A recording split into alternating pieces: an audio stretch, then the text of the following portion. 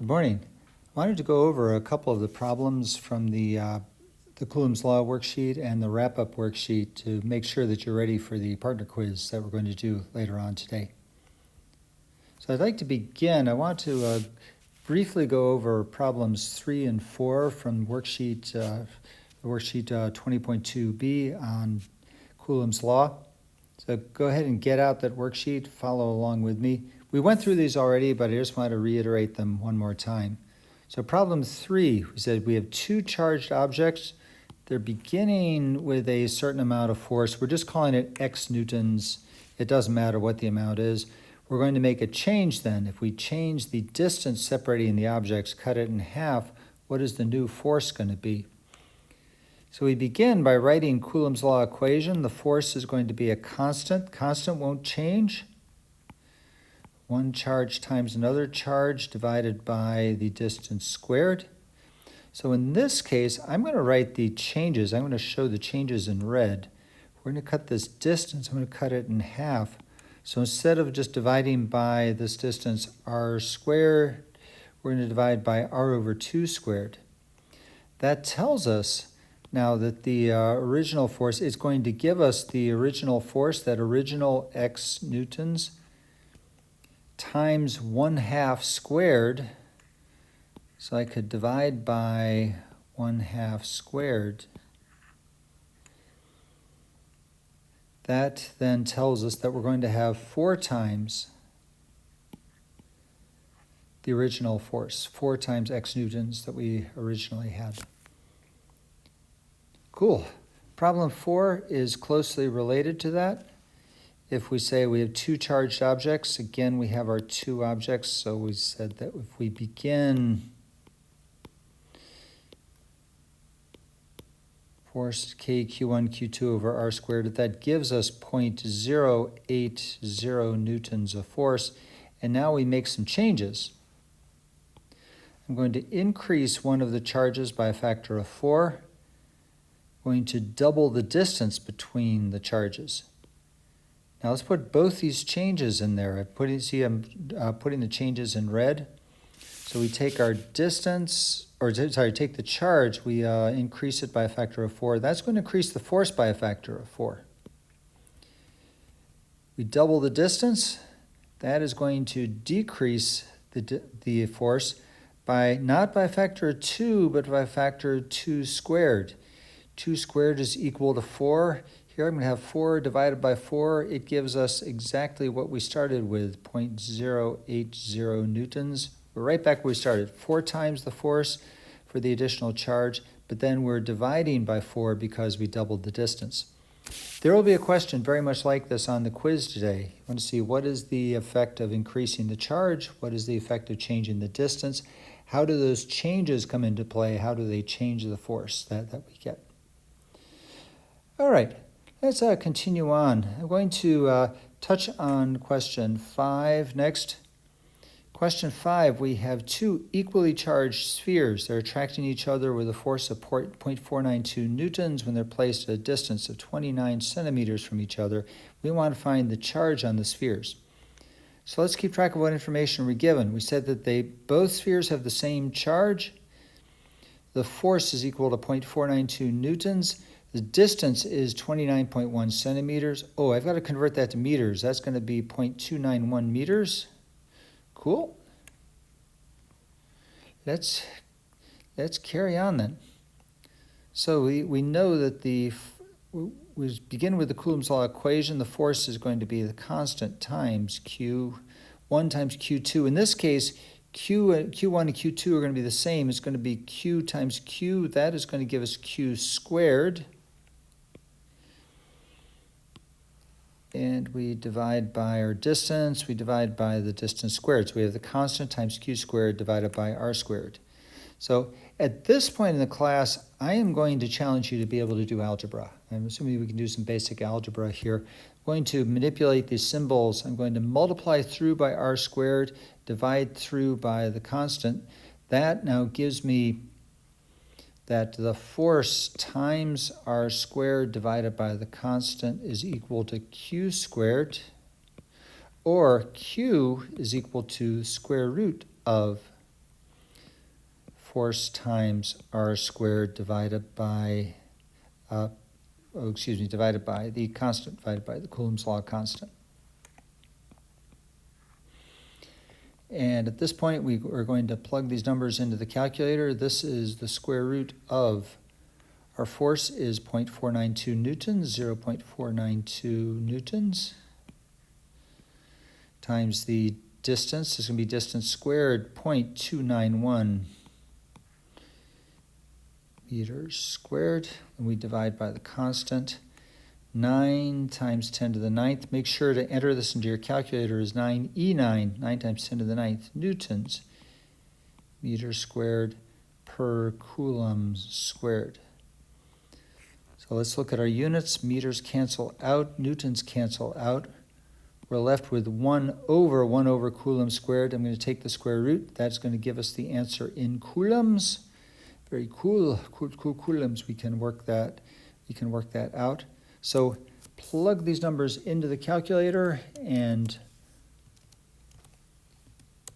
work it out. Again, remember, be very careful to use the use the 9e9 on your calculator for the 9 times 10 to the ninth. Do not type 9 times 1e9 or anything like that. You'll get the wrong answer. Work through this whole thing and you will find that the charge Q is equal to 2.15 times 10 to the minus 6 coulombs.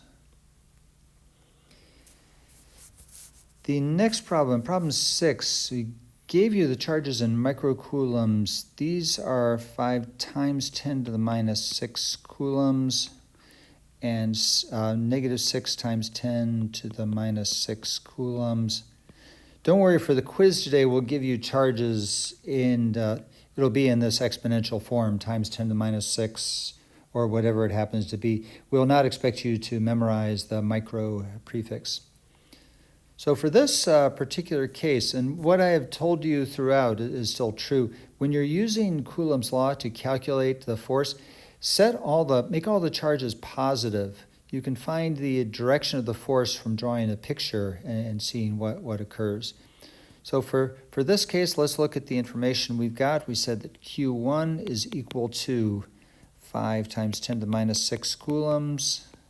Q2 is equal to 6 times 10 to the minus 6 coulombs. Again, I'm just looking at magnitude. Our force is equal to 0.72 newtons. So we write Coulomb's law, force is constant, K times Q1, Q2 over R squared. Now we want to find the separation distance. That's that distance R. I have to do a little bit of algebra. Again, I challenge you to be able to do the algebra. R squared is going to be equal to K times Q1 times Q2 divided by force. Take the square root of both sides. That will give us the value of R, the separation distance. Now this is where it's very important to make all these charges positive. If you kept one of them negative, you'd be trying to take the square root of a negative number and your calculator would yell at you. It would say there's something wrong. I'd say, yes, indeed, there's something wrong. Make all the charges positive. We just want to find the magnitude of the force. We're going to find the amount of the distance in this case. So let's find our number. It's going to be the square root of, and it's going to be the constant, that 9 times 10 to the ninth, and again it's Newton meters squared per coulomb squared. Take that times the first charge, 5 times 10 to the minus 6 coulombs, times 6 times 10 to the minus 6 coulombs. Take all that, divide by the force, 0.72 newtons. Let's look at our units. Newtons cancel out. Coulombs cancel out here. The coulomb squared in the denominator cancel out the coulombs here. We're going to have square root of meters squared. We're going to get the answer in meters. Awesome. That's exactly what we're looking for.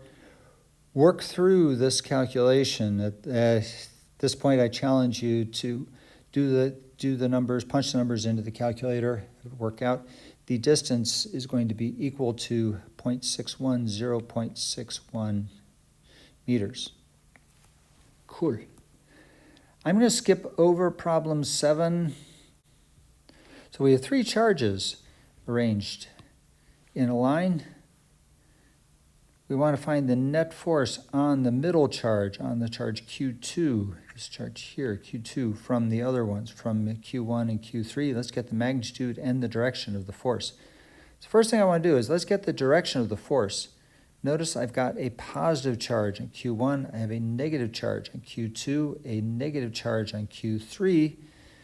So we have to look at the forces acting on Q2 from both Q1 and Q3. So first, let's look at the force of 2, or let's say charge 1 acting on 2. So force of 1 on 2. 1 is positive, 2 is negative. So 2 is going to feel an attractive force toward 2. This says that the 2 is going to be attracted to 1. The force is going to be going to the left. The force of 3 acting on 2. A negative charge, Q3 is negative, Q2 is negative. Q2 is going to feel a repulsive force from Q3. It's going to repel. That is also going to be a force to the left. For this particular problem now, we have 2 forces. We're going to add them together to find the net force because they're in the same direction. We're going to have net force going to the left. So let's go ahead and calculate this now. We need to put in our Coulomb's law constant, Q1, Q2 over R squared. That's going to be 9 times 10 to the 9th, as before, newtons, meters squared per Coulomb squared, times Q1 is 1 times 10 to the minus 6 coulombs. Q2 is 2 times 10 to the minus 6 coulombs. Notice again, I'm making all the numbers positive. I just want to find the magnitude of the force. I'm going to divide by 0.01 meters squared. So let's check units. Meters squared cancels out. Coulomb squared cancels. We're going to be left with force in newtons. Awesome. Again, I challenge you to work through the calculation, punch in all the numbers. You will see that you get an answer of 180 newtons. And again, remember, it's going to the left. Do the same thing, the force of charge 3 acting on charge 2. We use the same Coulomb's law equation. I won't rewrite the equation. So in this case, it's going to be 9 times 10 to the 9th, same number, Newton meters squared per Coulomb squared, times. Now in this case, it's going to be a force, our first charge is 2 times 10 to the minus 6. The other one's also 2 times 10 to the minus 6 coulombs.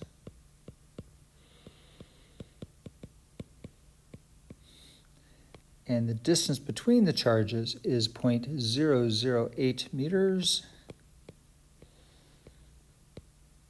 I'm going to square that distance. So again, coulombs cancel out, meters squared cancel out. We're left with force in newtons. Awesome, that's the way it should be. Go through the calculation, you'll see we reach 560 newtons of force, again going to the left. So the total force, net force, is force of 1 on 2 plus force of 3 on 2. So that's going to be 180 plus 560 newtons equals 740 newtons to the left. Cool. Notice in this particular case, both forces were directed to the left, so we added the forces. If we had a case of, say, 3 positive charges or 3 negative charges, and I wanted to find the force on Q2, I would have one force going to the left, one force going to the right. We would have to subtract the forces and find the net force. I challenge you to be able to do vector addition and get the correct answer with that.